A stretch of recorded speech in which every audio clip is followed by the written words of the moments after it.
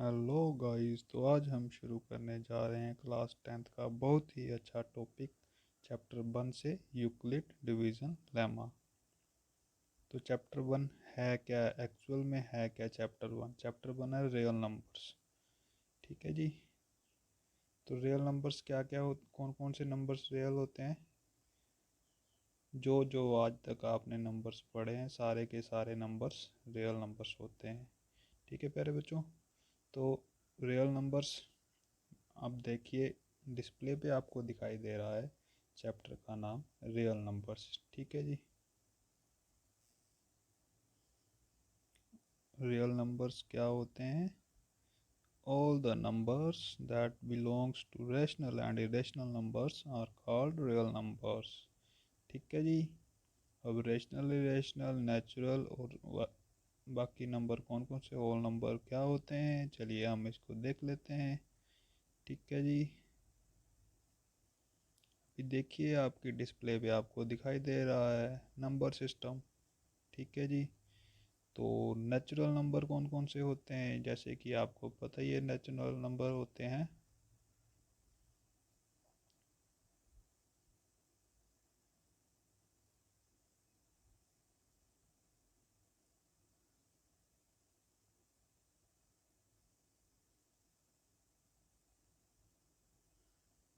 तो natural number कौन कौन से होते हैं? ठीक है जी। नेचुरल नंबर वो नंबर होते हैं जो एक से शुरू होते हैं और दो, तीन, चार, पाँच, छः, सात आगे तक चलते ही जाते हैं। नेचुरल नंबर और जीरो को इंक्लूड करने पर हमारे पास क्या आता है? Whole numbers. ठीक है प्यारे बच्चों। होल नंबर्स कौन कौन से होते हैं? जीरो से शुरू होके एक, दो, तीन, चार, पाँच, छः, सात, आठ, सौ और लास्ट तक चलते ही जाते हैं, उन्हें बोलते हैं होल नंबर्स। और होल नंबर्स और नेगेटिव नंबर्स मिला के हमारे पास क्या बनते हैं? इंटीजर्स। अब नेगेटिव नंबर कौन से होते हैं? जीरो से छोटे जितने भी नंबर होते हैं सारे के सारे नंबर नेगेटिव नंबर माने जाते हैं। ठीक है जी। अब नेगेटिव नंबर और होल नंबर को मिला के हमारे पास बनते हैं इंटीजर्स। ठीक है जी। अब इंटीजर कौन कौन से होते हैं? माइनस इन्फिनिटी टू इन्फिनिटी से लेके -3, -2, -1, 0, 1, 2, 3 and so on plus infinity तक सारे के सारे नंबर इंटीजर्स होते हैं। ठीक है जी। सो फ्रेंड्स, अब आगे फ्रैक्शन की। ठीक है जी। फ्रैक्शंस क्या क्या होती हैं, जैसे कि हम किसी भी टर्म को लिखते हैं पी वाई क्यू के टाइप में, तो वो होती हैं फ्रैक्शंस। जैसे 1/, डिस्प्ले पे दिखाया गया है 1/2, 3/8 एंड 5/3। ठीक है जी। अब फ्रैक्शंस और इंटीजर को मिला के हमारे पास बन जाते हैं रियल नंबर्स। ठीक है दोस्तों, रैशनल नंबर्स। ठीक है जी। अब रैशनल और इरेशनल नंबर्स को मिला के हमारे पास बन जाते हैं इंटीजर, और फ्रैक्शन को मिला के हमारे पास आ जाते हैं रैशनल नंबर्स। अब रैशनल और इरेशनल नंबर्स को मिला के हमारे पास आ जाते हैं रियल नंबर्स। कौन से नंबर्स? Real numbers. तो यही हमें इस पूरे चैप्टर में स्टडी करने हैं। रियल नंबर्स क्या होते हैं, कौन से टाइप के होते हैं, कैसे होते हैं, क्या क्या उनका प्रोसेस होगा। ठीक है जी। तो चलते हैं अब आगे, हम आज का अपना टॉपिक देख लेते हैं। ठीक है जी। तो आज का हमारा टॉपिक शुरू होता है यूक्लिड डिवीजन लेमा से। Theorem 1.1 Euclid division lemma. Given positive integer a and b, there exist unique integer q and r satisfying a is equal to vq plus r. 0 is less than or equal to r is less than b। ठीक है जी। तो Euclid division lemma में Euclid जो है बंदे का नाम है। ठीक है जी। यूक्लिड पाई का नाम है। डिवीज़न जो प्रोसेस है, ठीक है जी। और लेमा क्या है? लेमा होता है, lemma is a proven statement use to proving another statement. एक ऐसी स्टेटमेंट जो ऑलरेडी प्रूवन होती है और यूज़ की जाती है अनदर स्टेटमेंट को प्रूव करने के लिए, ठीक है जी। अब given positive integer a and b there exist unique integer q and r satisfying a is equal to v q plus r। अब सारे के सारे इंटीजर हैं, ये देख लीजिए डेफिनेशन में बताया हुआ है लेमा भाई ने, ठीक है जी। अब चलते हैं हम आगे नेक्स्ट। तो चलिए अब हम आपको बताते हैं कि ए बी क्यू और आर यहाँ पे क्या क्या हैं, ठीक है जी। ए और बी कोई भी नंबर हो सकते हैं, ठीक है जी। आर यहाँ है रिमाइंडर, और उसी हिसाब से क्यू हमारे पास हो गया कोशेंट, एंड बी हमारे पास हो गया डिवाइज़र, एंड ए हमारे पास हो गया डिविडेंट, ठीक है जी। अब हम मान लेते हैं ए और बी कोई दो नंबर हैं, जैसे कि ए को हम 3 मान लेते हैं, ठीक है जी, और बी को हम 2 मान लेते हैं। तो हम इसको कैसे रिप्रेजेंट करेंगे? यूक्लिड डिवीजन लेमा के हिसाब से हम 3 लिखेंगे इक्वल टू 2, और क्यू के प्लेस पे हमारे पास आएगा 1 प्लस आर के प्लेस पे हमारे पास आएगा ऑल्सो 1, ठीक है जी। तो अब हम एक और एग्जांपल देख लेते हैं। होप सो आपको यहाँ तक इतना तो क्लियर हो ही गया होगा। लिखना कैसे है इसको, अब मेन मुद्दा कहाँ से हम ये चीज़ कर रहे हैं, सभी के सोचने के लिए ये बात तो है ही। इसको हम ऐसे भी समझ सकते हैं, जैसे देखिए हमने यहाँ पे लिख दिया 3, ठीक है जी, और यहाँ पे आ गया हमारा डिवाइज़र, ठीक है जी। तो कितने टाइम जाएगा? 1 टाइम जाएगा, ठीक है जी। तो यहाँ पे कितना आएगा? 2। तो हमारे पास रिमाइंडर कितना आएगा? 1, ठीक है जी। होप सो आपको कॉन्सेप्ट क्लियर हुआ होगा। तो चलिए अब हम आगे चलते हैं, ठीक है जी।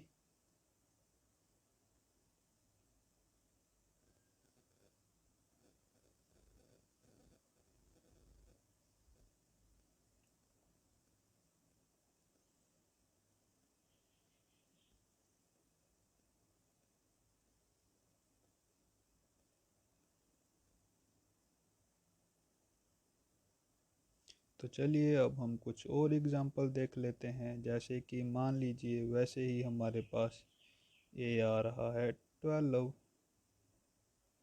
बी आ रहा है हमारे पास 4। तो इस हिसाब से हम 12 को कैसे लिख सकते हैं? 12 is equal to 4 into 3 times plus remainder हमारे पास क्या आ जाएगा? 0, ठीक है जी। होप सो आपको क्लियर हो रहा होगा कि रिमाइंडर 0 भी हो सकता है, ठीक है जी। तो यही यूक्लिड लेमा भाई ने बोला है कि जो रिमाइंडर हमारे पास होता है वो ग्रेटर देन और इक्वल टू क्या होता है? 0 से या तो ग्रेटर होगा या इक्वल होगा, छोटा नहीं हो सकता, और लेस देन होगा बी से, ठीक है जी। बी हमारे पास क्या था? बी हमारे पास था डिवाइज़र, ठीक है जी।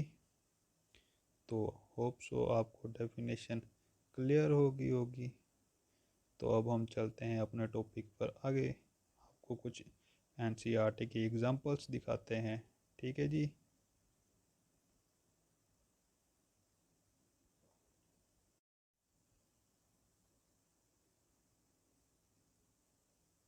तो देखिए प्यारे बच्चों, आपको आपकी स्क्रीन पे एनसीईआरटी की एग्जांपल नंबर 4 दिख रही है। इस एग्जांपल में क्या पूछ रखा है इन्होंने? ए स्वीट सेलर हैज़ 420 काजू बर्फीज एंड 130 बादाम barfis. She wants to stack them in such a way that each stack has the same number and they may take up the least area of the tray, ठीक है जी।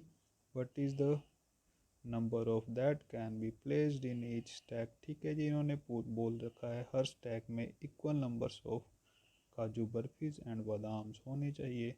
तो minimum least possible numbers पूछ रखा है कि कितने के जोड़े बनाकर रख सकते हैं। ठीक है जी, तो चलते हैं। अब मैं आपको बताता हूँ इस क्वेश्चन को कैसे करना है और इस क्वेश्चन में क्या करना है।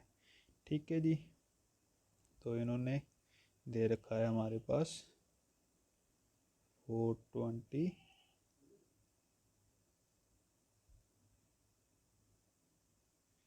काजू बर्फी।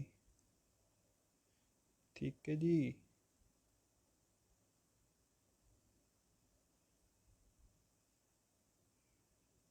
काजू बर्फी दे रखी है और 130 दे रखे है बादाम की बर्फी। आय हाय, मेरे चटोरों के मुंह में पानी तो नहीं आया। She wants to stack them. ठीक है जी, उन्होंने इसका स्टैक बनाने हैं, तो हमें क्या करना पड़ेगा, इसका निकालना पड़ेगा HCF।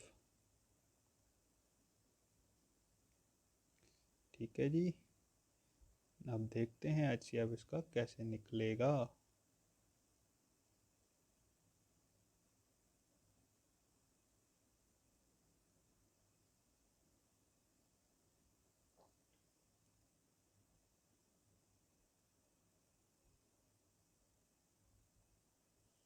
तो गाइस, HCF निकालने के लिए हमें सबसे पहले क्या करना पड़ेगा, यूक्लिड लेमा भाई के अकॉर्डिंग चलना पड़ेगा। ठीक है जी, यूक्लिड लेमा भाई के अकॉर्डिंग हमारे पास क्या आएगा, 420 को हम ए के प्लेस पे रखेंगे।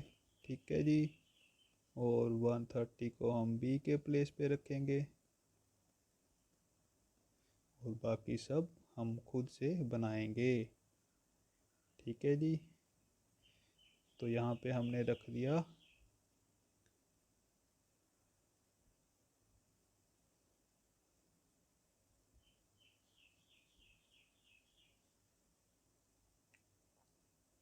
4 2 एंड 0। ठीक है जी, इज इक्वल टू 1 3 0।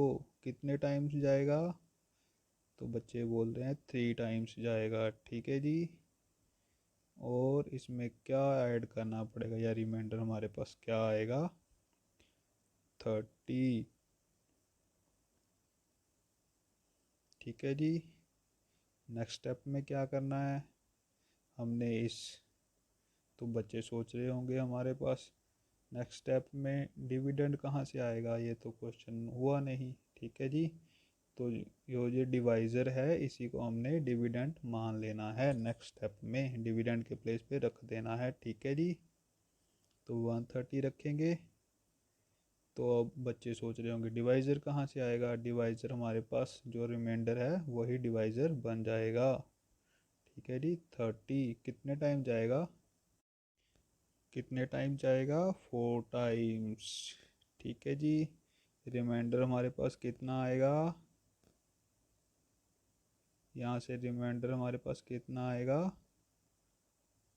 कितना आएगा प्यारे बच्चों, 10। तो यही 10 हम, तो बच्चों अब नेक्स्ट स्टेप में क्या होगा, हम 30 को लेके जाएंगे 130 के प्लेस पे, मीन्स ए की जगह पे, और 10 आएगा डिवाइज़र की जगह पे। तो हम इसको कितने टाइम जाएगा, 3 टाइम जाएगा।